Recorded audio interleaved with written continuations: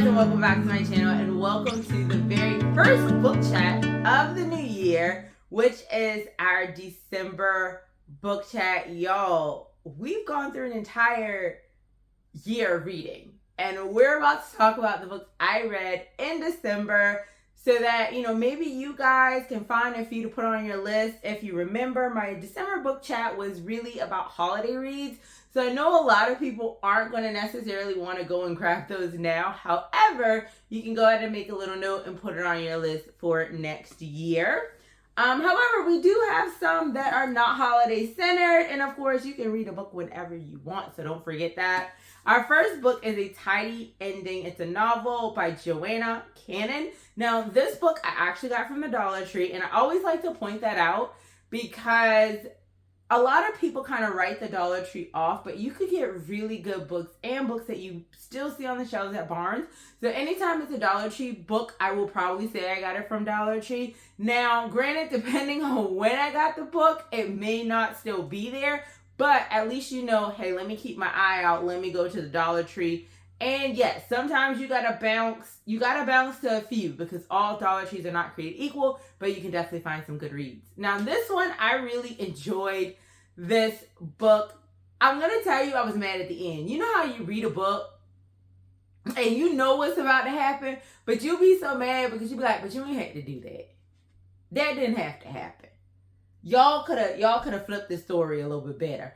This was one of these books. I really enjoyed it. So this book it gives, I don't even want to say Lifetime. I feel like this is like more Hallmark suspense. Basically this book is about a woman who, she's like a housewife. Her marriage is like, her husband is kind of like, and he starts changing up his routine a little bit, right? And all the while that is happening, there are these murders that start happening with these young women in the neighborhood, the area that they live in. And this book is based in London. Y'all know I like me a good UK read. It is based in London. And the housewife, because she's bored, she doesn't have a lot of things to do, starts to get mail from this person who used to live there.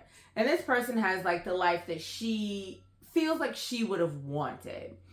And while she's kind of fantasizing about that life and how that person would be, all of these murders are going on. Her husband is being a butt, and she's just trying to figure out what the heck is going on, right?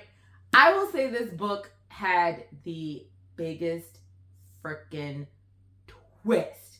And we're not just talking about the murders, okay? This is one of those books where it's you got a couple of different mysteries going on. You got a couple of different things going on. You trying to figure out how they're all connected. That's how this book is. I will say there are,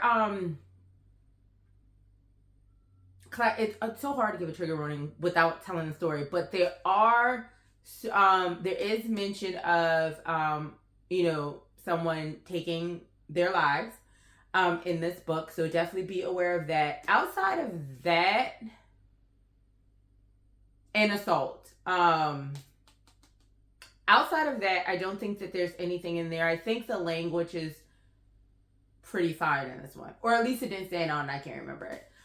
But you are going to be so shocked when you read this book. Because I was reading this book and I mean, people, listen, don't underestimate people. A bunch of people in this book got underestimated. A bunch of people in this book showed their butt. But when I tell you, I gasped when I found out what was going on.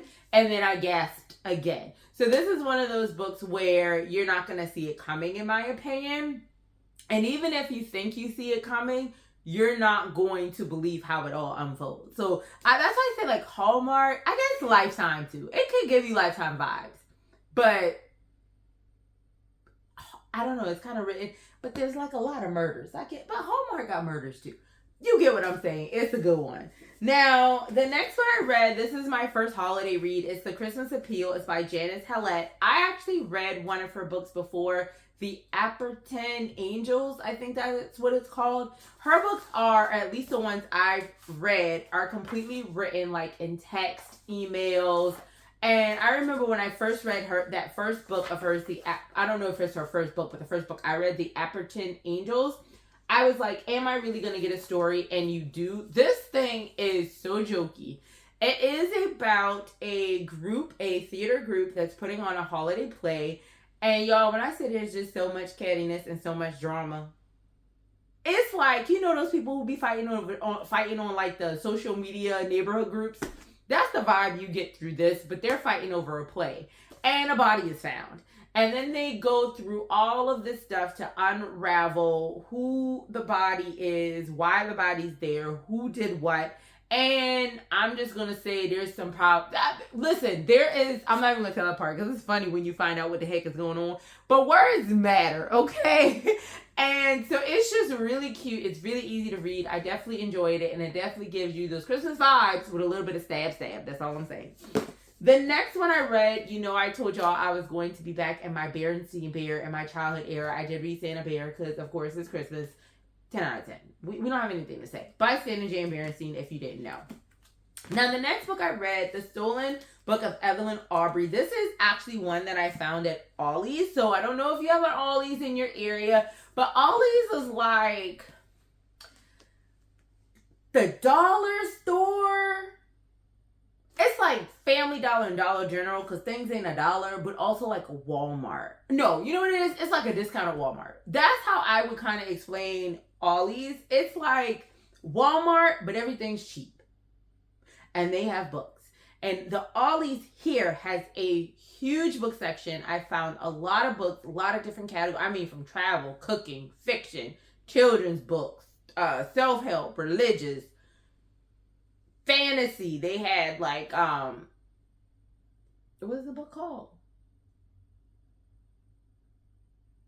I can't even think of the other book genre. They have a romance, all of the different books. And this is one I got. This one is more of a mystery. And it was so good in parts, right?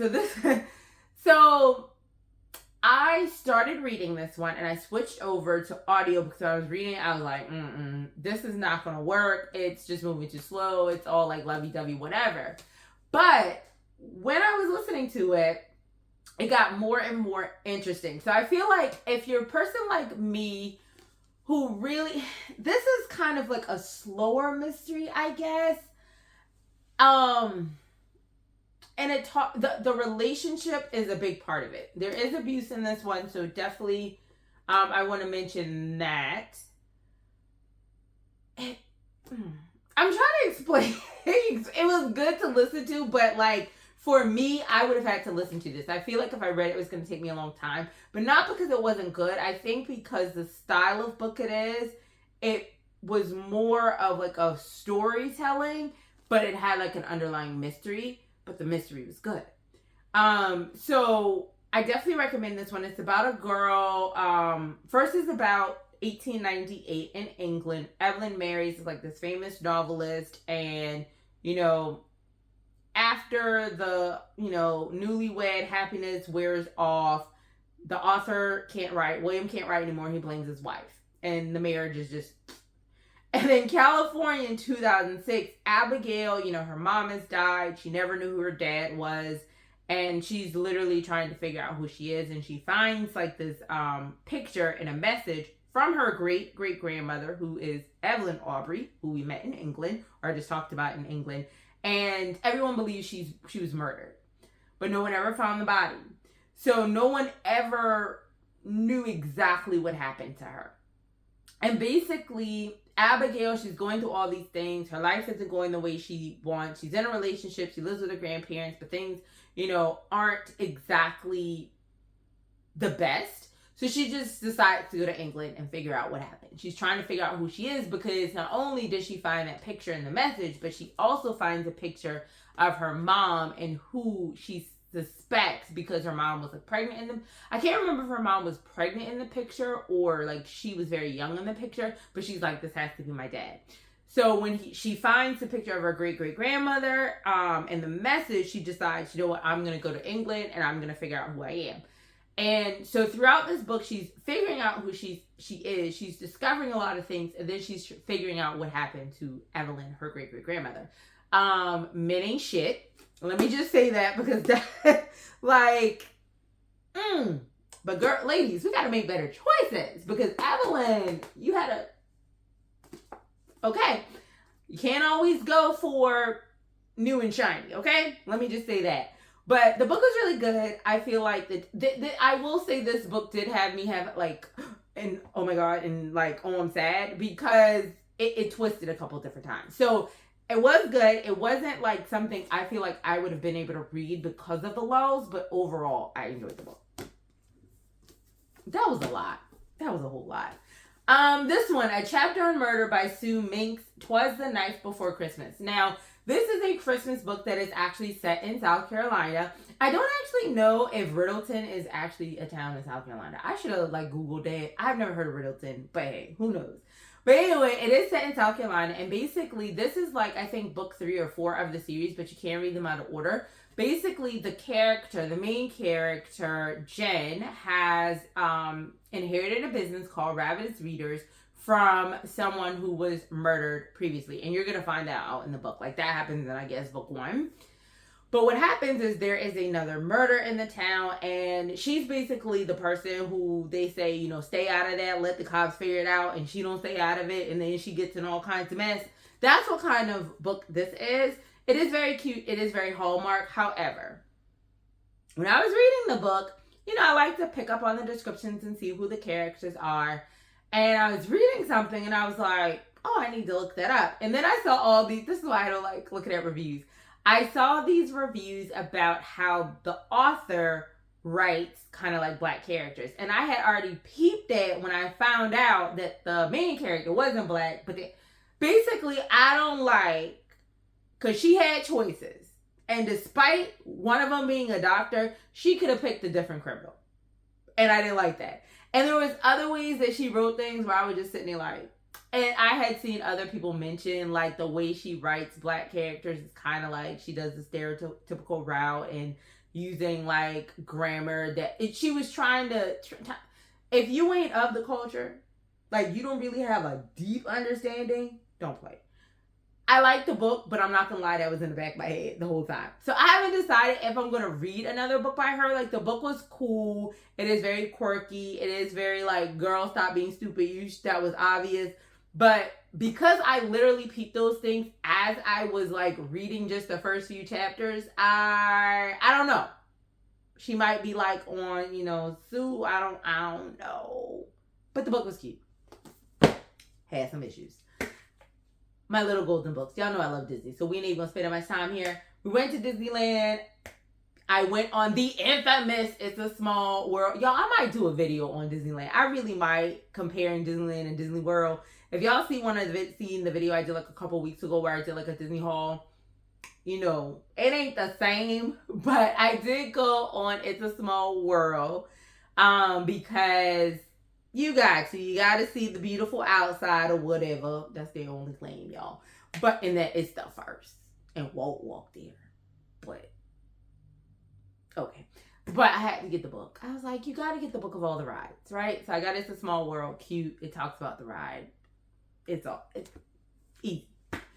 Murder at Holly House. Now, I'm going to say, this is by Denzil, Meyrick. And this one is by, don't even say. Wait a second. Oh, adapted by Lauren Klaus, illustrated by Steph Liu, and designed by Winnie Ho, or Hu, depending on how that's pronounced. So, back to this one. Now, I will say this is not a Christmas myth. This is not a Christmas mystery. It is a mystery that is happening during Christmas. So, if you are not necessarily into like Christmas vibes, this just takes place during Christmas, but it's not like a Christmas mystery like where with the Christmas appeal, they were literally doing like a Christmas play and it was all about the joy of the season. And even with this one, it was talking about like the holiday and like how, you know, everybody decorates and the city goes crazy for Christmas or whatever. This one is not like that. This one, like I said, it mainly just takes place during Christmas time. So this one, I like this book. Okay, I did like it, but it's not a Christmas murder mystery, and it is also not the kind of mystery you think it's gonna be. When like the thing dropped as to why like all this was happening, I was like, did y'all just like NCIS me? Did y'all like really go there? Because that is not what I was expecting. But it was good. I thought it was really funny. It is about it's 1952 UK. You know, we all up in England, and basically a dead man is found in the chimney of Hawley House. And Inspector Frank Graspy has to go and investigate. And Frank gives Barney 5, okay? But he give Barney 5. I can't even. I've been gonna try to get. I'm gonna give him some credit. He gives Barney 5, but you know he know a little something. You know, a little bit of Andy has rubbed off on him where he's using his brain, right? But he just tends to get into a lot of trouble at work, because if you've ever watched the Andy Griffith Show, you know, like Barney be trying to catch criminals and always like screwed up. That's who Frank is. So Frank has been like reassigned to this place in Yorkshire, and he's like on his Elderby. The village, well, I think Elderby is a part of Yorkshire. But anyway, the village of Elderby, to just basically figure out who is stealing, like, from farms. So the like body in the Hawley house wasn't even like the crime he was supposed to be solving. That just happens during the time he's there. And so now he has this real case. And basically, after that, a doctor is found dead. All this is on the back, right? So basically, he's like, wait a second. Everything ain't the way it's supposed to be. And then he gets called into the office of his like boss, who's already like, bro, you on your last leg. And he meets this guy who he knows, who's trying to hide his identity. And he's being told to do something. And he's like, and that's when things go crazy. So it is a very good mystery. But I tell you, when you find out what's going on, you could be like, I didn't expect that. But it was good. It's very good. Shockers. Don't trust everybody, y'all. If this is one of them books you want to pick up on the clues, you can do that. I enjoyed this. I would read another book by this author, especially. I just wouldn't expect Christmas from it, because this ain't been no Christmas. Now, the next one I read is All Christmas. And excuse me, but every single time I feel like I did hey, this is like what this book is about, or said it was going to be on my TBR and told y'all what it's about, I was half wrong, right? So this story is actually how A Christmas Carol came to be. I was thinking this was like he was struggling to write like an additional Christmas book. Christmas Carol wasn't even created by the time we're in Charles Dickens' life at this moment, if that makes any sense. So it's called Mr. Dickens and it's Carol. It's by Samantha Silva. She does a really good, I did this on audiobook, and listening to this as I was shopping for like Christmas and stuff was pretty good. I enjoyed it. It made it really fun. This is not a mystery. This is not a thriller. This is not a horror. This is literally just a like cute little fiction story, right? And y'all know that ain't really my thing, but it's Christmas, and Christmas is my thing. And A Christmas Carol is like my favorite Christmas movie, or one of them. So basically, Charles Dickens is like a big writer, right? And what I was saying about the author is on the audiobook at the end, she basically talks about how this is like a work of fiction and how she uses parts of his lives, and this part is true, this part isn't. This is, she does that, and I thought that was really cool as to how she talks about how she like wrote the book and what parts are realistic. Because she was like, I know you Charles Dickens people out there, don't be mad at me because I took some creative, liberty, but she explains that. But anyway, the book is about Charles Dickens, and he is a big writer at this point. He's famous and everybody likes his work, but he actually hasn't written A Christmas Carol yet. He's actually being forced to write a Christmas book. And this book is how he came to that point. There is a new love interest And I had missed this point. This man was already married. Because I think I say, oh, he met like the love. He was married. Yeah. Mm-hmm. So you got a little mess in there too now. It's a mess. But it was cute. But messy. And messiness ain't cute. But like in the story, it was like, oh. But anyway, so he meets, he's married. He's being forced to write this book. He is basically financially responsible for everybody. And his publishers are like, bro, if you don't write this book, we're going to start charging you. Look at your contract. So he's all stressed out because he's like, you're not going to make me write this book.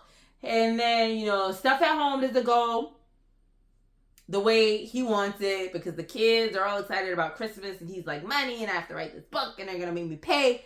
And then we start to see how A Christmas Carol came to be. And listening to it, when you hear the things, you're like, oh, and oh, and oh, that's, oh. I liked it. I really did. It does, I feel like it was a little long. I'm not going to lie, for a Christmas book. And it's under 300 pages, but I think it gets a little drawn out at some points that could have been cut out. But overall, I truly did enjoy this listen. Dollar Tree. Yep.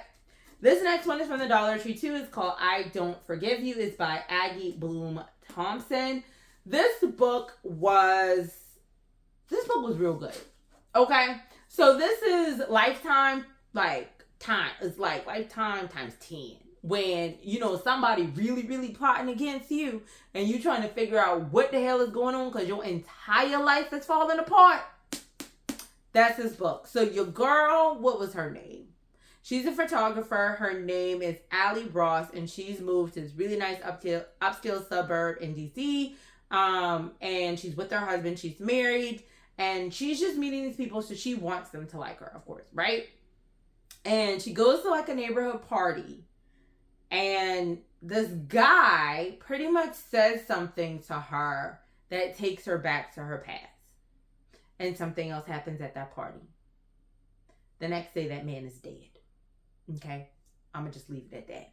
This book does have language. It's a lot of language. A lot of language. Does it have a lot of language? Or am I getting confused with the other one? No, this one does have a lot of language. It also has assault and how can I say this? Parenting woes. A lot of people may find that it's unacceptable, you know, the thoughts and the feelings and, you know, parent shaming. Let me say that. All of that is in this book. So when I tell you,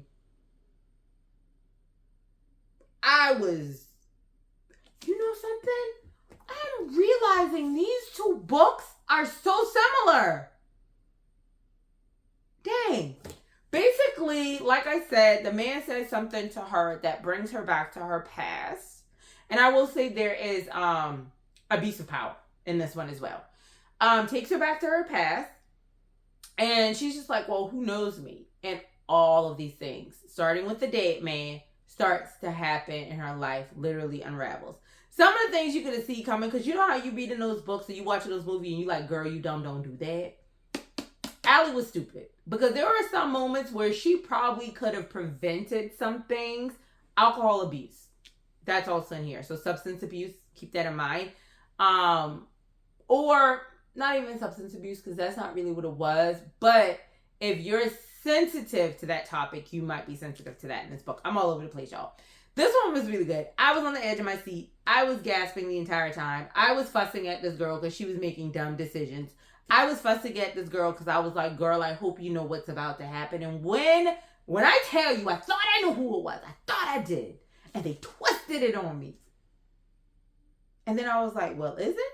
And then it turned out not to be. Your past will bite you in your ass. Now, I will also say, your family can be garbage. Just keep that in mind as you read this book. And I did not particularly like how things turned out for some characters. And I do feel men tighten up. That's all I'm saying. That's all I'm going to say. This next one, everything I Y'all probably gonna be sick of me. Everything I need to know I learned from a Disney Little Golden Book. Oh, this is so cute. It is by Diane Muldrow, and it's basically talking about creating your own magic, which I think, like, a lot of people always say I'm a Disney adult, but what people don't understand is you really have to, like, create your own magic sometimes. You really have to be the thing that gives you that joy, that push. And this book basically talks about that. And I think for adults, like, a lot of time we're like, oh, that's so childish, why not? If you like to double dutch, take your butt outside and double dutch. If you like to play video games every now and then, go in and play your video games. If you like to skateboard, if you like to skate, if you like to paint, if you like to color. And I feel like we lose a lot of that childlike magic, which stresses us out. Be a kid. It was cute. Create your own magic. Do the hard thing, being the hard thing that's the fun thing. Like, ooh, should I go on that trip by myself? Yeah, go on the trip by yourself. That kind of thing. The last book I read, I just finished it. I fell asleep and had to get up early so I can finish it. But it's called The New Year's Party by Jenna Satterthwaite. I swear I can read, y'all. Satterthwaite. I don't know. I'm going to show it to y'all, right? Okay, this one, and like I said, this book are very similar themes. Language, abuse of power, definitely substance abuse, multiple kinds of substance abuse, essay, thoughts of ending of lives, self-harm. This book had a lot, just like this one. These two literally are very similar, and I think if you read one or the other, you would like them both. I will say there is a part in this book where I'm like, dang, did you really have to write that? Because it was already a lot. Pull it back. Sometimes it's just too much. But overall, I really enjoyed this one. So this one was about a group of friends who, for the last they had an annual Christmas party, right? And they had that party for like 9 years, and then things just started getting worse and they stopped. And the guy said, you know what? We're in our 30s. We're going to do it again. So these friends get back together, them and their partners. And when I tell y'all, they already had tumultuous things. Like, you have people in this friend group, like, who have substance abuse and, issues being able to have children. So if that is a concern for you, that is written into this book. So they had their things, and some people were very opinionated and basically buttholes. I won't say fundamental Christian. No. Like, that's not the word I'm looking for. You know those religious people that just think they know everything, but all they can do is quote the Bible, but they actually don't live the Bible? Them kind of people is in here. So you basically have a lot of different friends who are going through a lot of different things with them and their partner. You have people who don't want to go to this party because of something that occurred years before. You have people who don't want to go to the party because they're just a butthole. You have people who are actually excited about the party. People who just want to be messy at the party. Like, that's this book. And then you have a freaking wrench, a freaking twist. And there's always that one person who knows. Y'all gonna peep that person.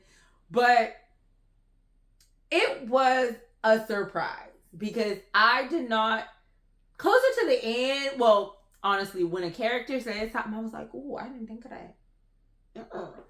And then you find out, like, some other stuff. But basically, this book is a crap show.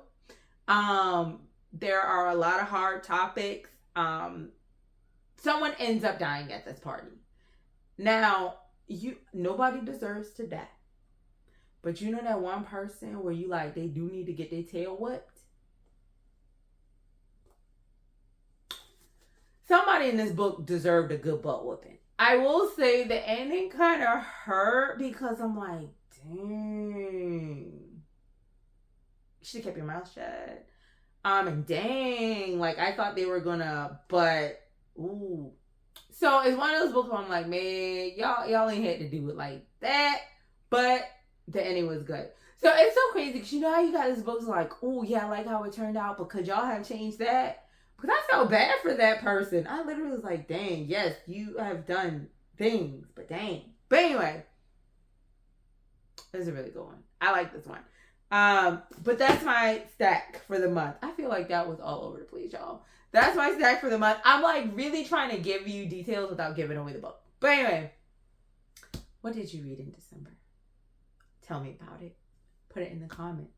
What are you going to read in January or February or just in the year? Let me know. I hope you guys enjoyed the first book chat of the year 2026. And I hope your 2026 is already going well. My name is Sho'Shanna for those who are new.